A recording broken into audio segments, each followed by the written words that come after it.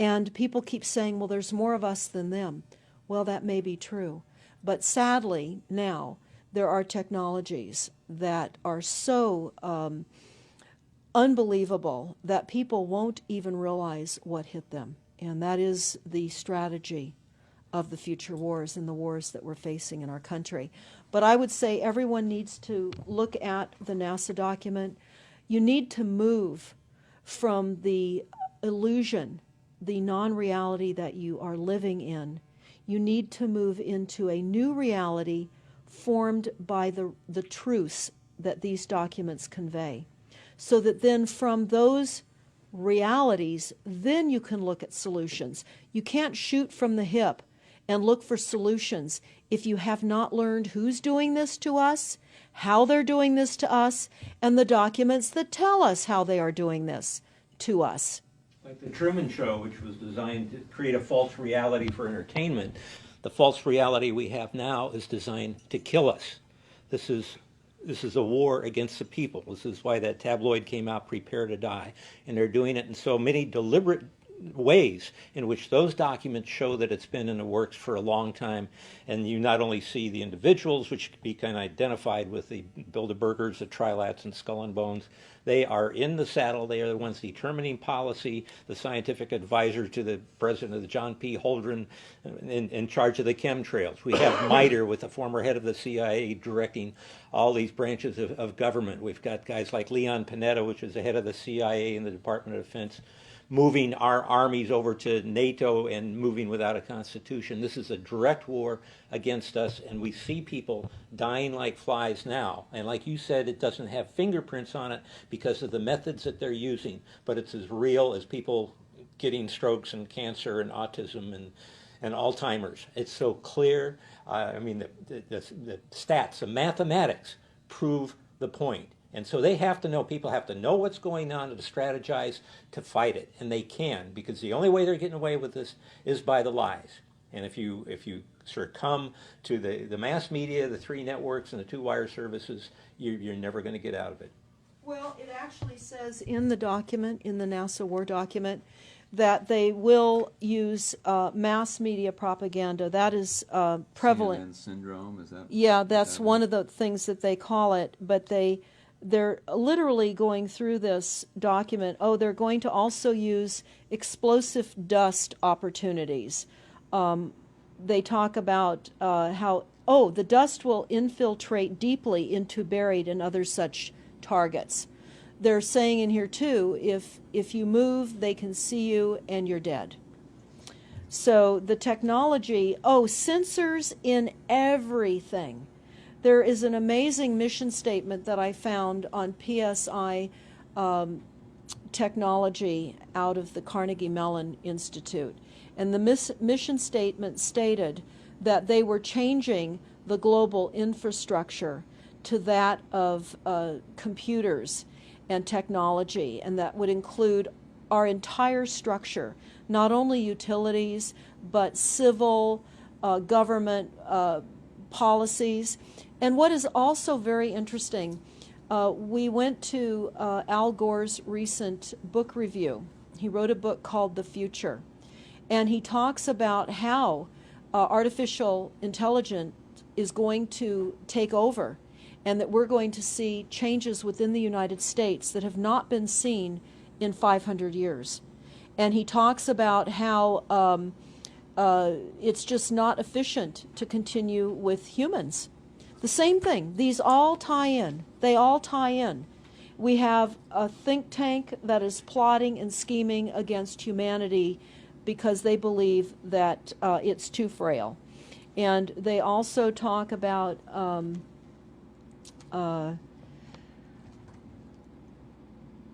let me pause for a second here. They talk about the U.S. Brain Project, and it begun in the 90s. They say that it was funded by 16 organizations across 5 agencies. NIH, which of course is the National Health Institute, the Department of Defense, NASA, and the Department of Energy. And they talk about how they have over 10,000 individual presentations at annual meetings for the Society for Neuroscience. And essentially, they have redesigned humanity. And there is a fascinating life story of a fourth generation clone called Michael Prince. And that is on our website under the NASA document link, and I urge everybody to listen to this interview with Michael Prince. He was killed in 2011, and he is a fourth generation clone. The levels of technology, the length of time that they've had technologies are unbelievable. What they also say in the Iron Mountain documentary is that they will control the educational system, that they will replace the education system with computers. They're saying that in the NASA document too. Everything will be telecommuting, teleshopping, tele-entertainment, teletravel, teleeducation. This way they can rewrite history.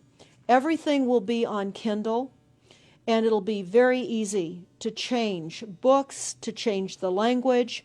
Recently, I was listening to a weather report, and the reporter said, it will be sunny tomorrow.